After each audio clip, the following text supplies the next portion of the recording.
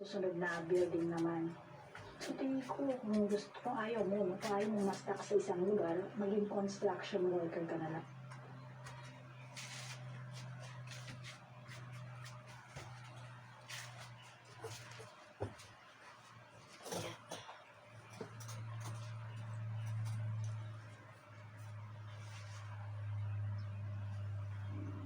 Hello po, good morning po. Ganito po ako pag kami gusto po kong aralin, kahit anong oras po, basta po may laman ng isip ko. Sinusulat ko po at sinesearch ko. Tapos, saka ko po nire-review.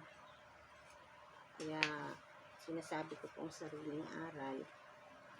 Dahil nga po, may ugali po kung moody. Pagka ayoko po. Pero pagka naman po may sinasabi ang isip ko, kahit po ako natutulog, gigising po ako at isusulat ko. Yan po yung aking pagkatao. Yan po yung natuklasan ko sa aking sarili. Kaya sinasabi ko po sa aking sarili na hindi po ko pwedeng makigrupo kahit kanino dahil may pagka-unique nga po ako. Masabi ko po may sariling mundo. Tanggap ko na po yun sa sarili ko. Ang mahalaga po, ang aking hangarin o naisin ay ang makapag-share po sa kapwa ng mga tungkol po sa pangkalusugan ng bawas gastusin po sa ospital.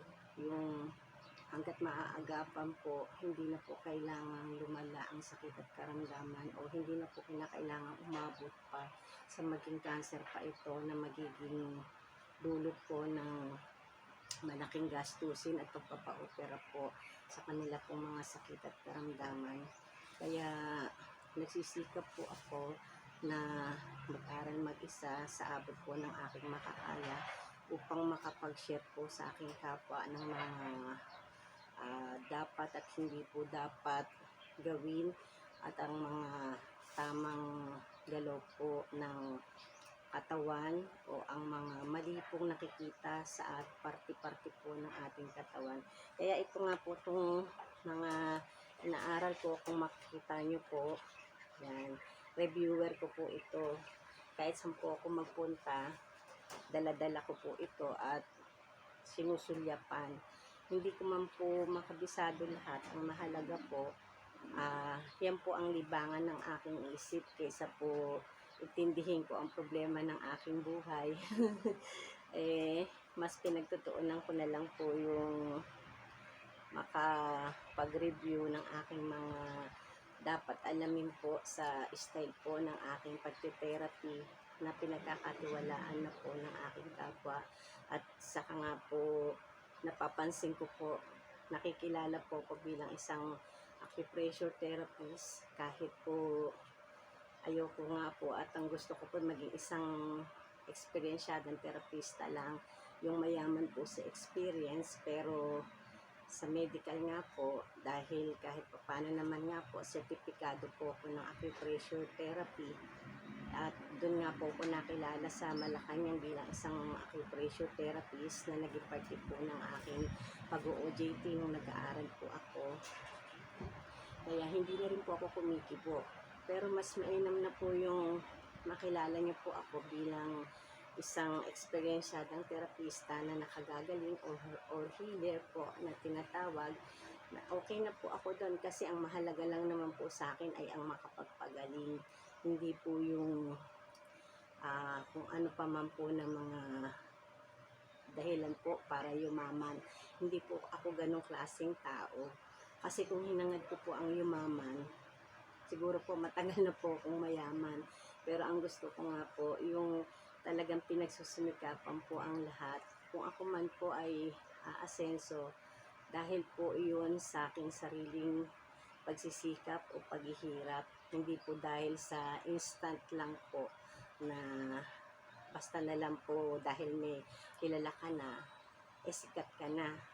Ayoko po ng ganon. Gusto ko po, kung sakali man pong kikilalanin po ako ng mga tao, dahil sa ako'y ako. Dahil po, talaga po ang lahat ay pinaghirapan ko. Kaya, tara let's Samahan niyo po akong muli at sabayan sa aking pong mga aaralin. Kung mapapansin niyo po itong isinusulat ko, ito po ay tungkol sa buto. Yung pong bones po natin, may kanya-kanya pong partition yan na pinagkoconnect naman po ng ating litid, yung bones and ligaments po na tinatawag. Tapos meron po tayong ligaments and joints. Yan, tapos po yung muscles. Kukumpletuhin ko po muna lahat kasi sa pagkakaintindi ko po sa kababasa ko at kapapanood po sa YouTube ay meron po tayong 100 po itong partition na to na nakakonect po sa ating buto.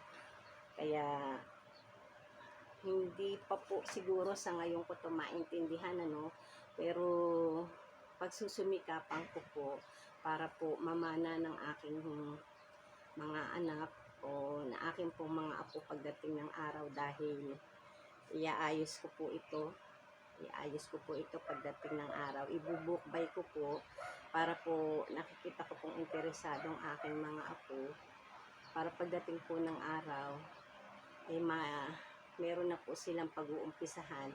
Sa ngayon pa lang po ay pinupundasyon ko na po sa kanila ang pagte-therapy para po may malay na po sila sa kanilang katawan. Kung mapapanood niyo po, nakakatawa dahil kabisado na po na halos nila yung parts of the body. Pati po yung pagte-therapy ginagawa ko ay pinagagaya ko po sa kanila. Kaya ang naisin ko nga po ay ang makatulong sa kapwa. Paano po? Matagal po ang magsulat. Salamat po muli sa inyong lahat sa pagbibigay oras niyo po panoorin ako. Kagigising ko pa lang po, wala pa po akong ayos, pinuli ko lang po yung buhok ko.